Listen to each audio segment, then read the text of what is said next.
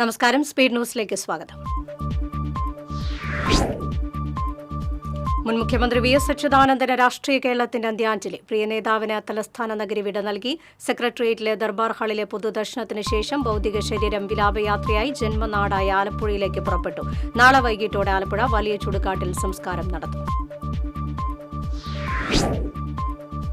V S അച്യുതാനന്ദന്റെ നിര്യാണത്തിൽ അനുശോചിച്ച് കുന്നംകുളത്ത് CPM മൗനജാഥ നടത്തി. CPM ജില്ലാ കമ്മിറ്റി അംഗങ്ങളായ KF ഡേവിസ്, MN സത്യൻ തുടങ്ങിയവർ നേതൃത്വം നൽകി. ഗുരുവായൂർ ആനത്താവളത്തിൽ ഇടഞ്ഞ ആന മറ്റൊരു ആനയെ കുത്തി. ഇരു കൊമ്പന്മാർക്കും പരിക്കേറ്റു. കൊമ്പൻ വലിയ വിഷ്ണുവാണ് ഇടഞ്ഞത്. മതപ്പാടിൽ തളച്ചിരുന്ന ഗോപികൃഷ്ണനെയാണ് കുത്തിയത്. തളിക്കുളത്ത് നിയന്ത്രണം വിട്ട ബൈക്ക് മതിലിടിച്ച് യുവാവ് മരിച്ചു. തളിക്കുളം ഹാഷ്മി നഗർ ഫതഹ് പള്ളിയുടെ സമീപം തിരുവാടത്ത് സുരേഷ് മകൻ 21 വയസ്സുള്ള സാനദാണ് മരിച്ചത്.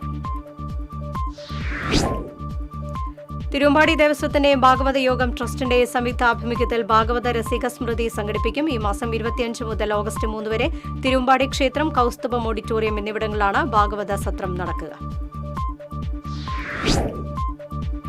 ചാവക്കാട് വിദ്യാഭ്യാസ ജില്ലയിലെ റിട്ടയർഡ് ഹെഡ് മാസ്റ്റേഴ്സ് കൌൺസിലിന്റെ ആഭിമുഖ്യത്തിൽ കേരളം എന്റെ ജന്മനാട്, മലയാളം എന്റെ മാതൃഭാഷ എന്ന കർമ്മ പദ്ധതിക്ക് ഗുരുവായൂരിൽ തുടക്കമായി. Retired chief secretary K. Jayakumar ഉദ്ഘാടനം ചെയ്തു. കയ്പമംഗലം പഞ്ചായത്തിലെ സർക്കാർ LP സ്കൂളുകളിൽ നടപ്പിലാക്കുന്ന പ്രഭാത ഭക്ഷണ പരിപാടിക്ക് തുടക്കമായി. പഞ്ചായത്ത് വൈസ് പ്രസിഡന്റ് മണി ഉല്ലാസ് പദ്ധതി ഉദ്ഘാടനം ചെയ്തു. അക്കിക്കാവ് TMV ഹൈസ്കൂളിൽ 1985-86 വർഷത്തെ SSLC ബാച്ചിലെ വിദ്യാർത്ഥികൾ ഒത്തുചേർന്നു. പൂർവ്വ വിദ്യാർത്ഥി സംഗമം പ്രസിഡന്റ് സുരേഷ് തിപ്പിലശ്ശേരി ഉദ്ഘാടനം ചെയ്തു. കൊടകര സഹൃദയ കോളേജ് ഓഫ് അഡ്വാൻസ്ഡ് സ്റ്റഡീസിലെ മലയാള വിഭാഗം ഏകദിന കവിതാ ശില്പശാല സംഘടിപ്പിച്ചു. കവി ഡോക്ടർ PV ഋഷികേശൻ ഉദ്ഘാടനം ചെയ്തു.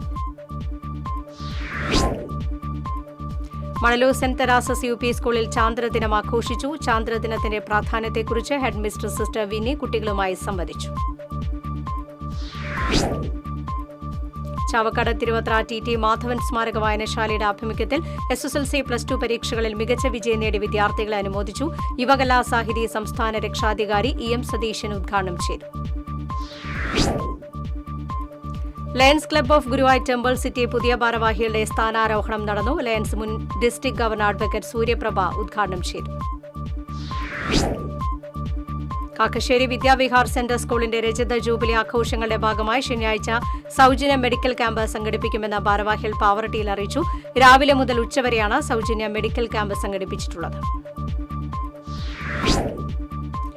ഹൈവേ പോലീസ് ഉദ്യോഗസ്ഥനെ ആക്രമിച്ച് പരിക്കേൽപ്പിച്ച കേസിൽ രണ്ടാം പ്രതി അമലാനഗർ സ്വദേശി കൃഷ്ണകുമാറിന് 7 മാസം 15 ദിവസം തടവ് ശിക്ഷ. ഹൈവേ പോലീസ് ഉദ്യോഗസ്ഥൻ MP വർഗീസിനെ ഔദ്യോഗിക കൃത്യനിർവഹണം തടസ്സപ്പെടുത്തി ദേഹോപദ്രവമേൽപ്പിച്ച കേസിലാണ് നടപടി. ഗുരുവായൂർ ക്ഷേത്ര പാരമ്പര്യ നായർ തറവാട്ട് കൂട്ടായ്മയുടെ ആഭിമുഖ്യത്തിൽ വ്യാഴാഴ്ച പിതൃസ്മൃതി ദിനാചരണവും പുരസ്കാര സമർപ്പണവും നടത്തുമെന്ന് ഭാരവാഹികൾ അറിയിച്ചു. വൈകിട്ട് 4 നടക്കുന്ന ചടങ്ങ് നഗരസഭാ ചെയർമാൻ M. കൃഷ്ണദാസ് ഉദ്ഘാടനം ചെയ്യും.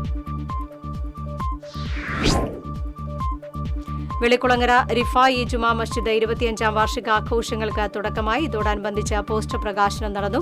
വാർഷികാഘോഷങ്ങളുടെ ഭാഗമായി 25ന് പരിപാടികൾ സംഘടിപ്പിച്ചിട്ടുണ്ട്. ചൂണ്ടലിൽ വയോധികയെ വീട്ടിൽ തൂങ്ങി മരിച്ച നിലയിൽ കണ്ടെത്തി. പുഴയ്ക്കൽ അമ്പക്കാട് സ്വദേശിനി കുര്യാക്കോട് വീട്ടിൽ ശ്രീധരന്റെ ഭാര്യ 63 വയസ്സുള്ള രമണിയാണ് മരിച്ചത്. സ്പീഡ് ന്യൂസ് സമാപിക്കുന്നു. നമസ്കാരം.